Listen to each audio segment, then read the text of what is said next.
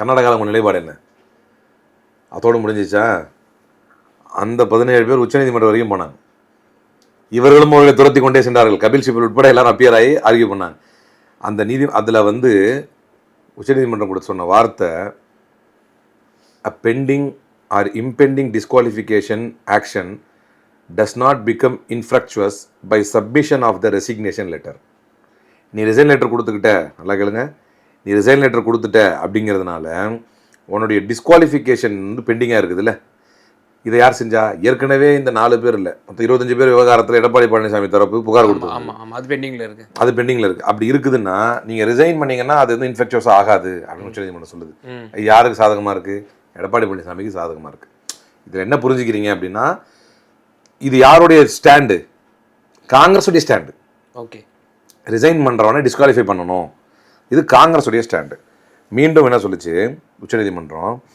Resignation cannot be used, நல்லா கேளுங்க, resignation cannot be used as an escape route from anti-defection proceedings.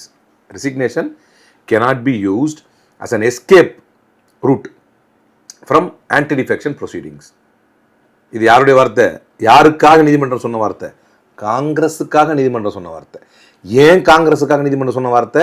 Congress எம்எல்ஏக்கள் 17 பேர் வந்து கட்சியை ரிசைன் பண்ணிட்டு போயிட்டாங்க. அந்த 17 பேர் ரெசிக்னேஷன் கொடுத்தாங்க. இன்னைக்கு ஏடிஎம்கே கொடுத்த மாதிரியே ரெசிக்னேஷன் கொடுத்தாங்க. இப்போ ஏடிஎம்கே 4 பேர் கொடுத்த மாதிரியே அவங்க 17 பேர் கொடுத்தாங்க. அந்த 17 பேரை காங்கிரஸ் கோலிஷன் கவர்மெண்ட்டுடைய சபாநாயகர் என்ன பண்றாரு?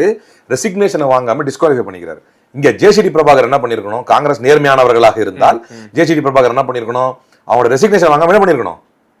அந்த ஏற்கனவே நிலுவையில உங்களுடைய இது வந்து இருக்கு, 25 பேர் கொடுத்திருக்காரு. இபிஎஸ் கொடுத்தத விடுங்க, கோர்ட் என்ன சொல்லிருக்கு? கோர்ட்டோட டைரக்ஷன் படி அவர் பெண்டிங்ல தான் வச்சிருக்கணும். அது வந்து டிஸ்குவாலிஃபை பண்ணிருக்கணும். காங்கிரஸ் நிலைப்பாடு என்ன? நான் கேக்குறது ஜேசிடி பிரபாகர் வந்து ஜேசிடி பிரபாகரா பார்க்காதீங்க, காங்கிரஸ் கோலிஷன் கவர்மெண்ட்டுடைய சபாநாயகரா பாருங்க. ஓகே, காங்கிரஸ் நிலைப்பாடு என்னவா இருந்துச்சு?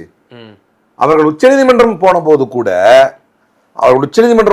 கூட இந்த 2 மேட்டரை அக்செப்ட் பண்ணிருச்சு. ஸ்பீக்கர் வந்து இந்த மாதிரி ரிசைன் பண்ணாங்கன்னு சொன்னா அவங்களை எடுத்து பண்ணலாம், எல்லாம் தப்பில்லை, அவங்கள அடுத்த அசம்பிளி வரைக்கும் வரக்கூடாதுன்னு போட்டிருந்தார். அதை மட்டும் எடுத்துட்டு அவங்க ரீஎலெக்ஷன்ல கண்டெஸ்ட் பண்ணலாம் அப்படின்னு கொடுத்துச்சு.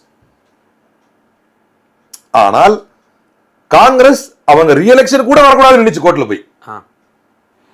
இப்ப மரகதம் குமரவேல் விஷயத்தில் விஸ்வநாதனும் ராஜேஷ்குமாரும் என்ன பேச போறாங்க?